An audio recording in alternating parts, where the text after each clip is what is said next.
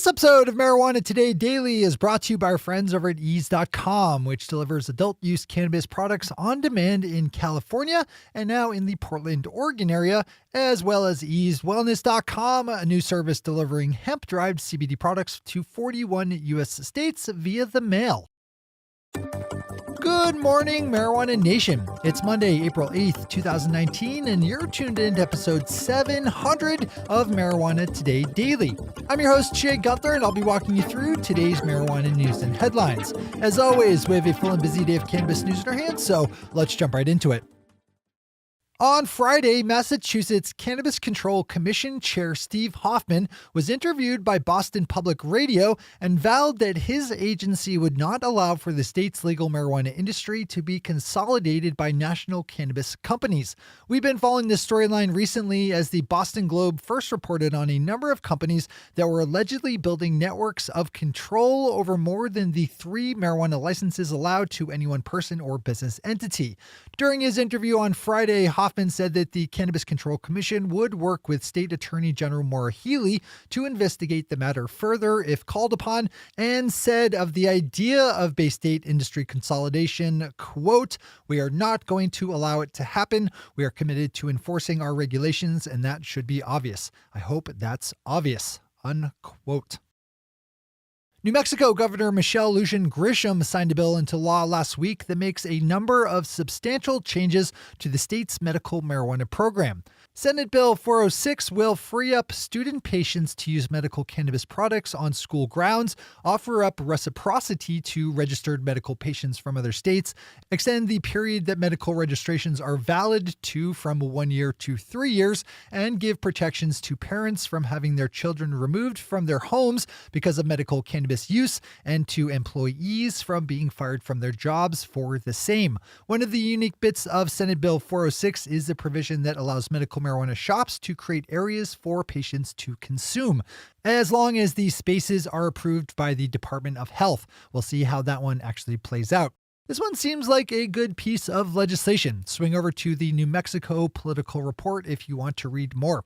As always, we have all the news we cover linked to on our website at mjtodaydaily.com and on our Twitter account at mjtodaydaily. Our final top headline today is one from the UK, where the BBC has a story up about one Emma Appleby and her 9-year-old daughter Teagan, who lives with severe epilepsy. Emma and Teagan were just stopped by British Border Patrol at an English airport after flying back from the Netherlands with a 3-month supply of medical cannabis oil capsules, which helps reduce the number and severity of Teagan's epileptic seizures. This one rates as a top story today because it's obviously outrageous that police are confiscating medicine from sick children anywhere, but more so because this is one of those cases that has the potential to swing a lot of public support for medical cannabis in the UK, and by extension, actual political change. We saw this happen last year in England with young medical patient Alfie Dingley, whose mother Hannah was caught up in a similar case to Emma Appleby. Those are our top stories for today. It's time for Marijuana Today Daily Headlines Blitz.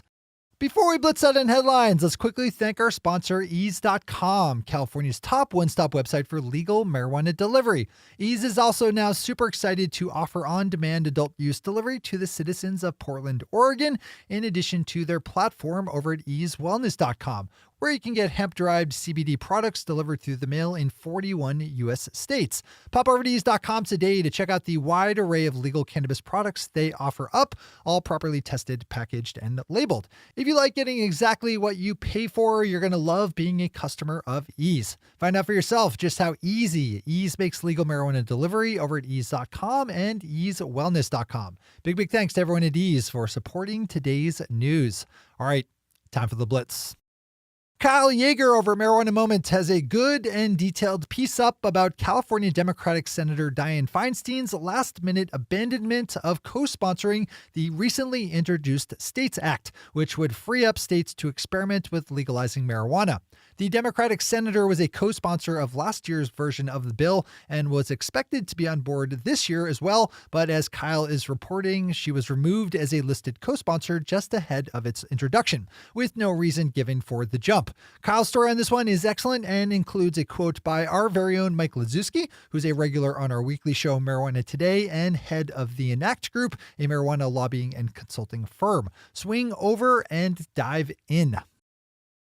Big news out of Massachusetts, where late last week, the Cannabis Control Commission gave provisional licenses to 2 companies that plan to grow cannabis outdoors. So far, every licensed medical or adult use cultivation license in the state has gone to indoor cultivators, so it's good to see the great outdoors getting some love. The licenses are also unique in the fact that local agriculture is involved for the first time, as one of the companies will partner up with farmer Ted Dobson of the Organic Equinox Farm. Friday was a deadline in the Iowa State Legislature for proposed non-budget bills to have made it out of one of the state's legislative chambers and through at least one committee. And one of the bills that sadly made it through will set a cap on the amount of THC that medical marijuana patients can receive in a month. Iowa already has a 3% THC limit on medical cannabis, but the new bill would augment that stupid restriction by adding in a new limit of 25 grams of THC in a month per patient, which is a measurement that I've never really seen before, and honestly, I'm not really sure how that works. The New York Post is reporting on the phenomena of New York residents, particularly from the Big Apple, visiting legal adult use marijuana dispensaries right over the border in Massachusetts. New York City is just a few hours from the closest Massachusetts dispensary. This is a story that is going to pop up again and again and will be part of the pressure on New York, New Jersey, and surrounding states to get with the program when it comes to legalization. That's a lot of tax dollars flowing over the border to Massachusetts. Kimberly Lawson over Marijuana Moments put together a really good piece on the public feedback period being offered by the FDA on the matter of CBD regulation that is open through July 2nd. Kimberly's story does a fantastic job of laying out what a good and effective response to the FDA looks like, namely that you address the specific questions being asked by the FDA, include citations to valid science, and that you remain respectful in tone. That's good advice in a lot of places, but especially so here. If you have some good feedback to share with the government on CBD, swing over to Kimberly's story for more. The Milbank Monitor is reporting that the Alaska Control Board, a 5-member commission that oversees that state's medical and adult use marijuana programs, is being stacked with prohibitionists by Republican Governor Mike Dunleavy, who has nominated 2 people to the board with long histories of being regressive drug and marijuana policy thinkers. If you're doing business up in Alaska, this is a good one to dive into.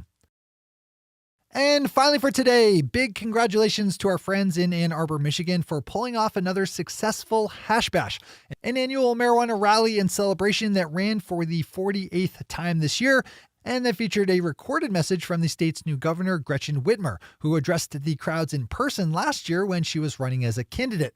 My friend Mark Passerini, one of the owners of our sponsor, the Om of Medicine, is one of the main organizers of the Hash Bash and serves as MC for the day.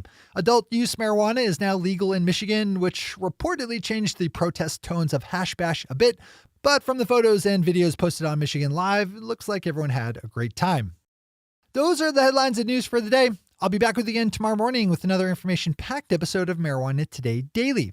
But in the meantime, if you have any stories to share or feedback to give, zip us an email to headlines@mjtodaydaily.com. And while you're clicking around the interwebs, swing over to our Twitter account at mjtodaydaily and visit our website at mjtodaydaily.com to find links to all the news we cover.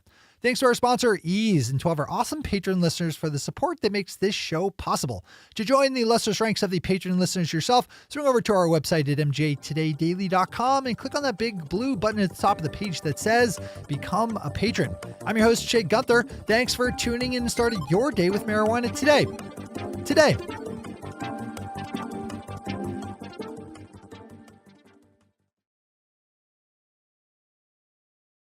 One take, Shay. One take.